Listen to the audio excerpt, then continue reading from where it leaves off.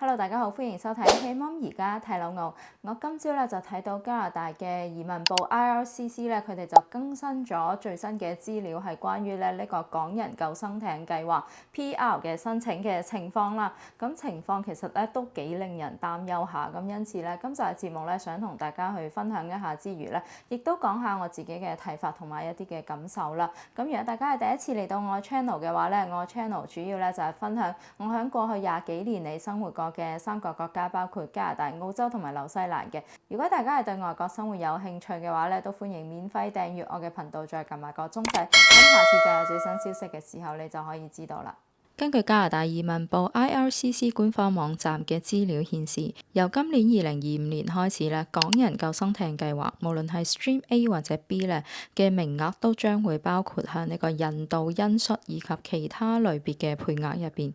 咁呢一個項目嘅配額一向都唔多，咁再加上咧，由於加拿大而家要大幅咁樣削減移民人數，所以睇到咧呢項嘅配額由上年2024年嘅13,750名個名額咧，就減到咧到2027年嘅時候，淨係得返4,300名嘅啫。咁而根據 IRCC 最新嘅數據顯示咧，截至2024年10月31號，有超過26,000名嘅香港人透過咧港人救生艇計劃去申請 PR 嘅。批出 PR 嘅人數咧就有超過呢個10,050名啦，咁被拒絕嘅人咧就少過200名嘅，咁亦即是話咧現時咧大約有16,000名嘅香港人咧係未有被審批，咁而呢個數字當然會一路咁樣增加啦，咁直至到咧呢兩個 pathway 咧都 expire， 亦即是下年2026年嘅時候啦。同樣截至2024年10月31號，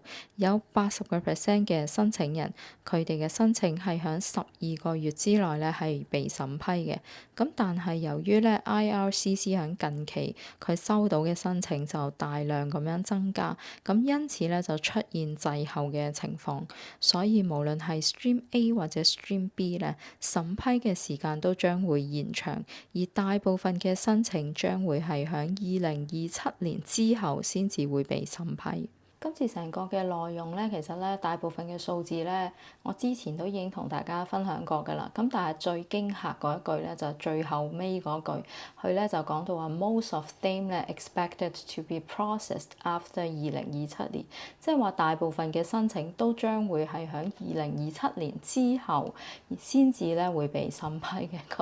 咁即係等幾耐啊？到2028年啊？2029年定還是30年？冇講喎。咁今次咧，我自己認為加拿大政府咧真係認真玩嘢㗎嚇。咁雖然咧，我都相信佢一開始嘅時候咧，就真係好想幫香港人，等香港人可以過到加拿大自由咁樣生活嘅。咁但係咧，由於呢個政策嘅改變、形勢嘅改變，所以咧佢哋被逼咧就要大幅咁樣削減呢個移民人數啦。咁向香港人開刀咧，其實咧睇現時嘅政策嚟講咧，亦都一啲都唔出奇㗎啦。咁但係咧，佢今次咁樣做咧，就講到明話你哋啲 application咧將會咧大部分都喺2027年之後先至會審批咧，我就覺得咧佢係即係有一個係話俾你知啊，我又唔想真係出晒面趕你走，咁但係咧你最好咧就知難而退啦。咁我覺得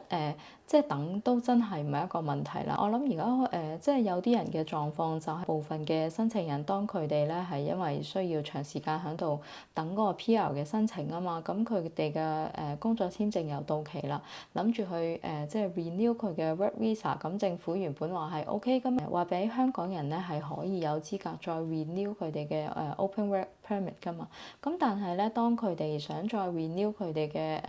即係開放式工作簽證嘅時候，竟然咧有部分嘅人咧就遭到拒絕喎。如果大家有睇開加拿大嘅移民 channel， 我亦都相信咧大家應該知道，咁加拿大嘅有一位 YouTuber。佢同佢女朋友嗰個嘅工作簽證想 renew 嘅時候咧，都係遭到移民部咧去拒絕嘅，咁就話佢咧就冇提供呢個 LMIA，咁但係香港人申請 PR 咧係唔需要呢個 LMIA，咁當佢咧就打電話去 IRCC 問嘅時候咧，IRCC 嗰邊嘅人咧亦都咧俾唔同嘅版本佢，話俾佢哋聽咧唔關呢個LMIA 事喎，又關另外一樣嘢事啊，咁當佢哋咧去嘗試去揾關慧貞議員啦，同埋其他佢哋自己區內嘅議員去到申訴嘅時候咧，亦都係申訴無門啦。咁而家咧進展成點咧？即係結果咧都係仍然係未知之數，相當令人擔心。而你話未來咧，即係大選之後咧，會唔會情況好轉啊，或者點樣咧？咁即係目前